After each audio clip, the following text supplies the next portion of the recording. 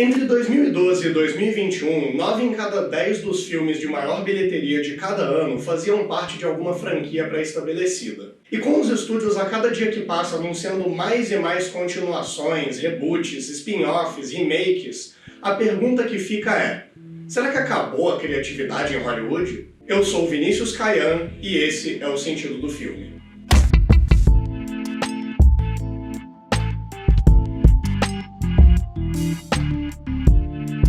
Para entendermos a Hollywood de hoje, precisamos voltar para meados da década de 20, quando os 5 maiores estúdios dos Estados Unidos começaram o processo de industrialização do cinema, sistematizando suas produções sob o modelo do Studio System. O Studio System criou muito do que se tornaria o cinema americano que conhecemos hoje, padronizando aspectos técnicos e transformando a produção cinematográfica em uma verdadeira linha de montagem, dividindo o processo criativo em departamentos especializados e possibilitando que os estúdios produzissem os seus filmes em grande escala e volume. Mas o pilar fundamental que fazia o Studio System funcionar era a integralização vertical do mercado.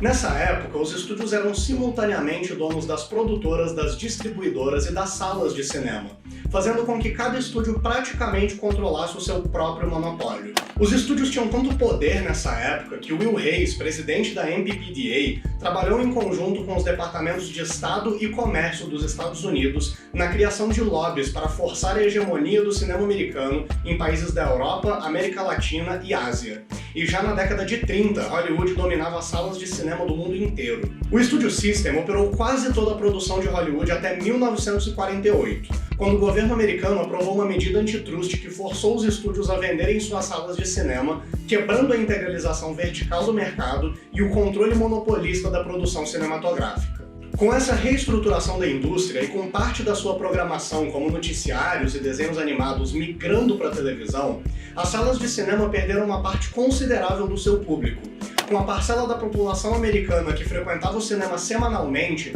caindo de 70% na década de 40 para pouco mais de 20% na década de 60. Mas em 1975, Hollywood apresentou para o mundo um novo tipo de produto.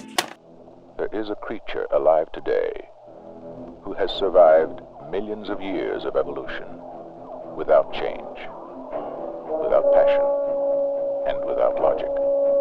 It lives to kill.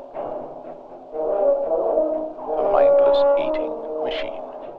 From the best-selling novel Jaws, rated PG, may be too intense for younger children. O filme Tubarão, de Steven Spielberg, inaugurou a era dos blockbusters, filmes de ação e aventura com alto valor de produção, geralmente adaptados de outras mídias como livros e histórias em quadrinhos, e que contam com narrativas simples que satisfaçam ao maior demográfico possível. Mas o fator-chave na construção de um blockbuster é a saturação publicitária. Clark Ramsey, diretor de publicidade da Universal, afirmou na época que Tubarão foi o maior gasto com publicidade de um filme na história do estúdio, com lançamento em mais de 400 cinemas, capas de revista, comerciais de TV e campanhas de licenciamento para a criação de produtos derivados. O investimento foi um sucesso, com Tubarão se tornando o primeiro filme a ultrapassar 200 milhões de dólares na bilheteria, e não demorou muito para que Hollywood como um todo focasse os seus esforços na criação de novos blockbusters. O sucesso desses blockbusters também abriu espaço para a criação de continuações e o estabelecimento de franquias dentro das salas de cinema. Até o fim da década de 80, por exemplo, Star Wars e Indiana Jones já contavam com 3 filmes cada, enquanto franquias como Rocky e Tubarão já haviam chegado em seu 4º filme. Mas apesar de tudo isso, Hollywood ainda produzia filmes originais. E até não muito tempo atrás, os estúdios faziam 2, às vezes 3 blockbusters por ano. Então por que essas tendências se tornaram mais saturadas nos últimos 10 anos? So what happened was, the DVD was a huge part of our business, of our revenue stream, and technology has just made that obsolete. And so the movies that we used to make, you could afford to not make all of your money when it played in the theater, because you knew you had the DVD coming behind the release, and 6 months later you'd get a whole nother chunk. It would be like reopening the movie almost.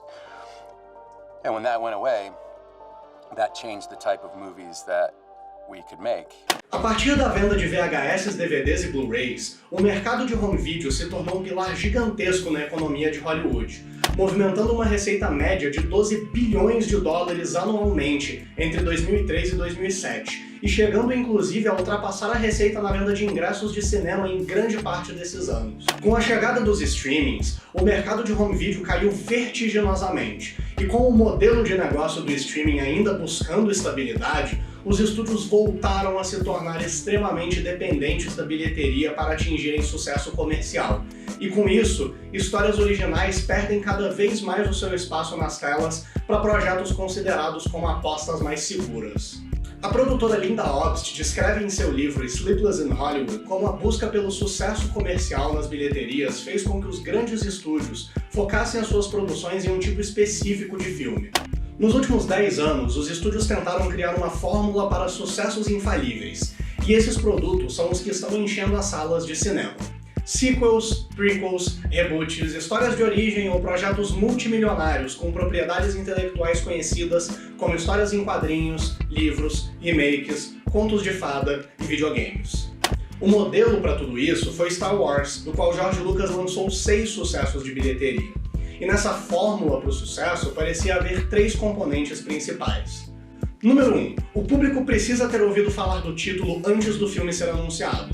Número 2. O filme precisa vender no exterior. E número 3. O filme precisa gerar uma franquia e/ou sequências. Com as padronizações criadas na época do Studio System, permitindo que a produção cinematográfica seja rápida e constante, e com os estúdios cada vez mais focados na criação e manutenção de blockbusters e franquias, Hollywood parece ter se tornado uma vítima do próprio sucesso. Uma indústria que cria produtos cada vez menos originais, se vendendo com campanhas massivas de publicidade e expondo cada vez mais a natureza puramente comercial do seu produto. Para finalizar, durante as minhas pesquisas para esse vídeo, eu reparei que quando produtores de conteúdo debatem esse assunto, a culpa desse fenômeno geralmente é apontada para o público, e que, enquanto nós como consumidores estivermos assistindo a esses filmes, os estúdios vão continuar fazendo esses filmes. E é aqui que eu gostaria de trazer um contraponto um pouquinho mais cínico. Theodor Adorno foi um filósofo e sociólogo alemão do século XX, que desenvolveu trabalhos críticos ao cinema enquanto um produto de uma indústria da cultura. E no que tange o poder de escolha do consumidor, Adorno escreve que o argumento de que a indústria cultural é a arte do consumidor é falso. A conformidade com o consumidor nada mais é do que a técnica econômica de exploração do mesmo. Ao reproduzi-la com uma subserviência hipócrita, a indústria cultural impede que essa consciência mude por si mesma. Os consumidores são feitos para permanecerem o que são, consumidores. E é por isso que a indústria cultural não é a arte do consumidor, mas sim a projeção da vontade dos donos sobre suas vítimas. De acordo com Adorno, a indústria da cultura, enquanto se apresenta como a vontade do consumidor, na realidade se esconde atrás desse argumento para criar produtos padronizados, uniformes e voltados para o consumo em massa. E é por isso que, ao menos pelo que parece, a cada 5 anos nós vamos continuar vendo Thomas e Martha Wayne sendo assassinados no beco do crime, enquanto um novo Jedi é encontrado em um planeta desértico, e aprendemos mais uma vez que com grandes poderes vem grandes responsabilidades. Olá, pessoa misteriosa do outro lado da tela, tudo bem? Obrigado por assistir esse vídeo até o final. O meu nome é Vinícius, eu sou estudante de cinema, sou diretor, sou roteirista, trabalho com audiovisual e com fotografia. Eu estive trabalhando nesse roteiro e na criação desse canal nos últimos 6 meses. Eu sei que não é exatamente ideal que você leve 6 meses para produzir um vídeo no YouTube. A ideia é que a frequência seja um pouquinho melhor do que essa. Mas eu gostaria de saber o que você achou desse vídeo. Então deixa o seu feedback aqui embaixo, seja sobre o roteiro, seja sobre o conteúdo, seja sobre o audiovisual, seja sobre a identidade, a estética do canal. É isso.